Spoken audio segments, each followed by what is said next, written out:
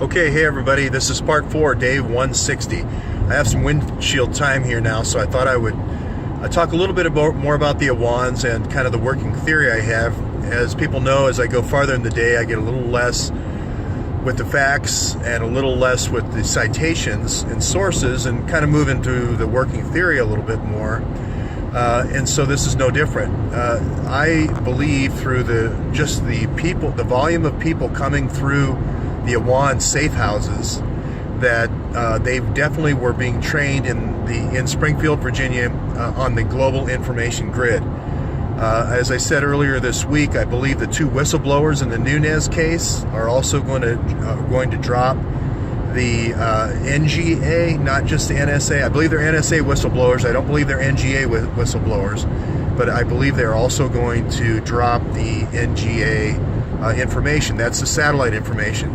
And it's not just satellite. I mean, if you go all the way back to like day 40 and you look up Bouchard, the Canadian general, the Air Force general that ran the Libya campaign, he wrote some very seminal papers on what they call network-centric warfare.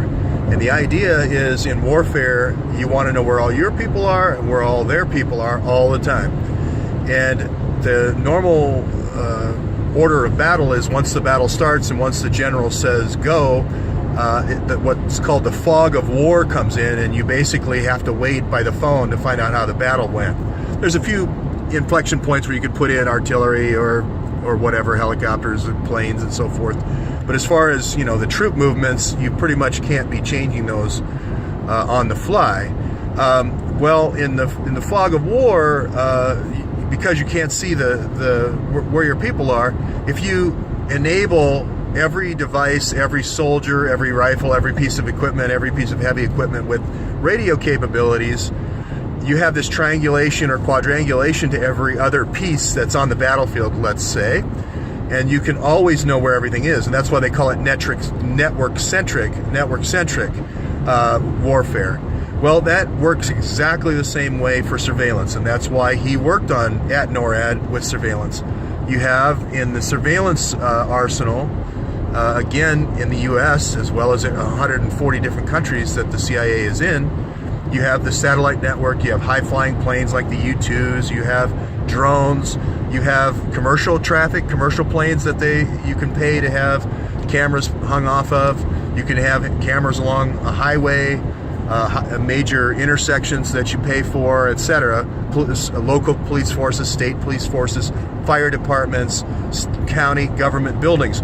All this was put in 9/11, to prevent, obviously, terrorist attacks. But if you do hack that system, you have the perfect system for managing rat lines. You not only are managing rat lines for drugs, which was kind of like the first rat line as far as Wall Street is concerned, but then you can manage child trafficking rat lines, you can manage organ harvesting rat lines, you can manage where the police are that aren't a part of your operation, where the armed forces are that are not part of your operation, to avoid being caught, avoid being killed, and so forth. So that's why it's called, in Springfield, it's called DISA, D-I-S-A. That's why it's called the Global Information Grid. It's all these layers. It's just basically a set of layers of where all the assets are. And that's why it's so important. If you're running rice from Beaumont, Texas, via truck up through Iowa, let's say, and you're near the Quad Cities, and you're ready to launder your money and bulk break that shipment down, you need to know where everything is all along the way. You don't want people sitting in trucks waiting around. You want everybody showing up at once, quickly unloading, moving on, and so forth. If you're flying planes in from Pakistan, you want to fly it, manage them all the way to the landing point, and you want the Raja Foods trucks right there to pick up those Pakistani mangoes as they land. If there is an interdiction by someone, you can then reroute the plane. You can delay the plane, you can cause an explosion, you can create a fire, you can do all sorts of diversions if an interdiction looks like it's coming about. So this is the key skill that the CIA needs to teach when foreign nationals come here to train. if you see all the different people that came to stay with the Awans, you'll see that was just training. And again, why does Hillary Clinton have the Joint Spectrum Center in Columbus, Ohio, which is the main funnel point for all of our DoD military information from DISA to go into our fusion centers for U.S. law enforcement? Why? Well, because she's managing everything. She's calling because she wants to know where people are. So the NGA is going to tell where people are physically. Then on the ground, the last layer of surveillance is going to be, your teams. And you're going to have, just like firemen at the ready and police officers at the ready, you're going to have units or Army units at the ready. You're going to have the same thing in the United States. So everybody's going to pile on the bus, and if we need to follow a target, we're going to follow the target. When we don't even care. The target could be 10 miles ahead of us, not even in our sight. As long as we're tracking it via satellite or via plane, we just show up, whenever the target stops to eat. So all that tracking and you can take the surveillance into harassment if they're like foreign agents, or you can harass them if they're journalists like myself. You could just say, hey, we're going to make this guy's life miserable. Gradually you'll go nuts like Gary Webb did, or Michael Rupert, and then it's kind of like the slow kill.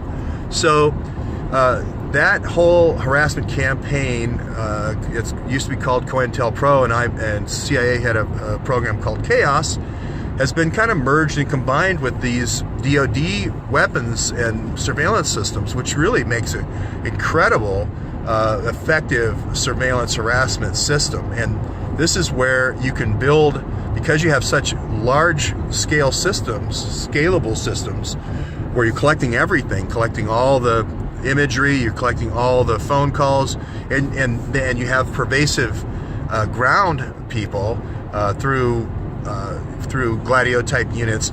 You really can have a very large number on your enemy list. That's why how the watch list can be 3 million people in a country of 320 million, where the no-fly list is only around 100,000 people that the FBI manages. So again, Mohammed Hunzla, a couple of those other folks that have come in through the safe houses, they all were wireless experts. They all were satellite imagery experts. And they don't have the satellites. The Pakistanis don't have all the satellites that we do. And we let them use our global information grid. You're going to find that grid has been hacked, and we are providing that information to the Pakistanis. So that's it for right now.